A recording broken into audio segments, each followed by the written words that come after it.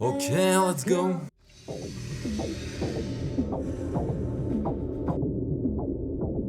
Is it a proper Jag? So what you mean is this car slightly caddish? Qu'est-ce que c'est que ce bordel? Assez belle. Way about it, that's the best Jag probably ever made.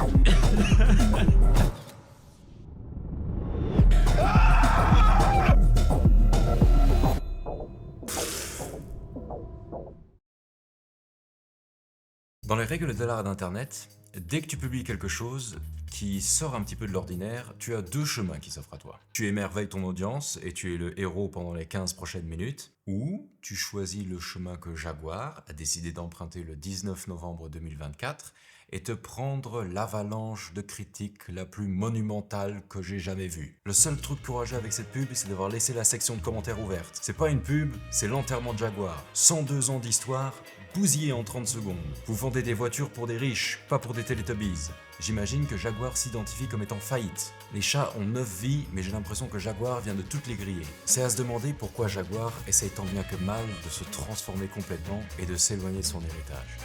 Un héritage qui pour beaucoup est fascinant.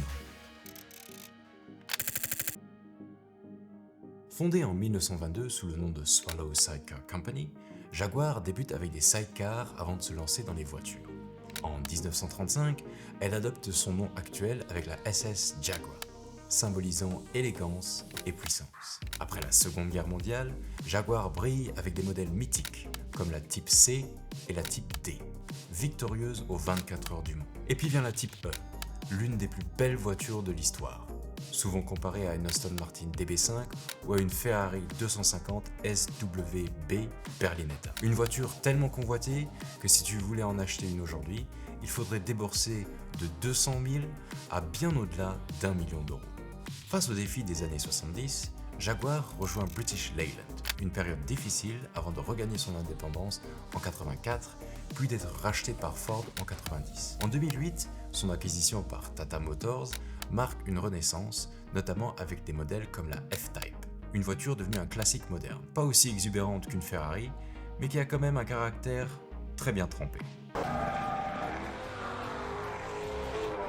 Jaguar a pris la décision de stopper temporairement la production de tous ses véhicules, pour se concentrer uniquement sur une transformation radicale vers une gamme entièrement électrique. Cette stratégie, ambitieuse certes, a prévu, jusqu'en 2026, de repositionner la marque comme leader de l'électrification dans un segment de luxe.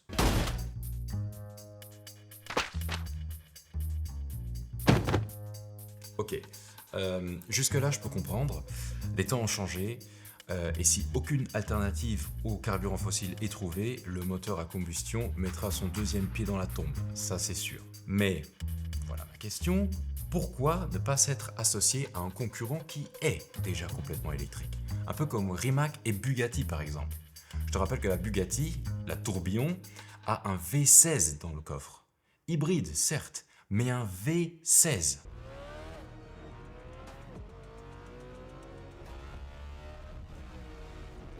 Cela permet à Bugatti de rester compétitif dans un secteur automobile en mutation rapide, tout en grandissant la continuité de son héritage de luxe et de performances extrêmes. T'associer à un groupe pour garder ton identité est un choix que beaucoup de marques peuvent et souvent doivent faire. Utiliser des protagonistes très huppés dans un clip qui se veut être inclusif dans un cadre de vente de voitures, c'est pas la stratégie à adopter. Des voitures qui, en plus, sont dirigées vers le luxe et le haut de gamme. Donc, clairement pas pour tout le monde. You can smell the shit from 5 miles away. Mais si tu veux être représentatif de la société, alors mets tout le monde dedans, tel qu'il est dans cette société. Et montre-nous que tout le monde est libre de s'exprimer, de vivre sa vie, son amour, son orientation sexuelle, ses croyances, comme il veut, comme il le souhaite. It don't matter if you're black or white.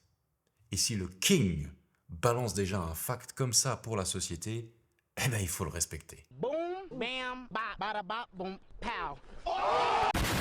Et en parlant de cette chanson, à la fin du clip, il y a cette suite de personnes d'origine, de couleurs, de sexes différents qui se prêtent à la chanson, qui chantent. Et je trouve qu'ils auraient dû au moins s'inspirer de ça. Ça, c'était une idée. Ah non, ils écrivent en grand et en large « copy nothing ». Bah écoute Jaguar, t'aurais dû copier « something », ok? Prône ces valeurs dans ton entreprise à côté de la vente de voitures et ne l'utilise pas comme outil pour vendre plus de voitures. Parlons de voitures, elle est où la voiture? La marque déclare « Nous sommes ici pour effacer l'ordinaire, pour oser, pour ne rien copier ». Mais en regardant ses posts sur Instagram, tu pourrais comprendre que le nouveau prototype a voilà, un support flexible qui cache une caméra, qui fait office de rétroviseur, quelque chose qu'on a déjà vu sur la McLaren Speedtail, ici et ici. Et ça là, je suppose que c'est le capot moteur avec ses fentes, quelque chose qu'on retrouve aussi sur un ratisseur en fait. Et enfin, l'arrière de la voiture m'a tout de suite fait penser à une Ferrari Daytona SP3, mais en moins beau. Et ça me fait plus penser à un filtre d'air conditionné. Le coup de pub a fonctionné, beaucoup mieux qu'il l'espérait. Mais ils tentent de s'orienter vers un marché plus jeune, mais aisé, et sont convaincus que près de 90% des acheteurs du futur modèle seront de nouveaux acheteurs. Et c'est à se demander où ils sortent de telles stats, parce que je peine à voir autant de jeunes s'acheter comme première voiture, une voiture électrique qui vaut 100 000 € dans un monde où on n'achète plus autant de voitures et où le marché de la voiture électrique stagne. Quant aux autres acheteurs, les collectionneurs, les fans de la marque, on peut dire que Jaguar les a rayés de la carte. Non mais regarde-moi cette page Instagram, tout est parti. Tous leurs anciens modèles sont partis. Pour moi, c'est des conneries tout ça, ça colle pas. Déjà parce qu'ils ont claqué la porte aux seules personnes qui seraient très enclins à acheter une nouvelle Jaguar, qui attendaient une nouvelle Jaguar. Mais en plus de ça, cette marque porte le nom d'un des animaux les plus dangereux de la planète. En fait, ça me fait penser à une vidéo d'une Dodge Challenger Hellcat, une voiture qui porte extrêmement bien son nom.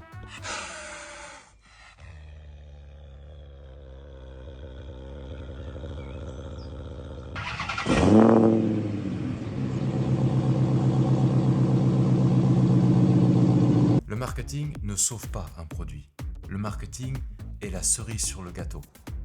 Et si tu me crois pas, va voir chez Porsche. Allez, bye.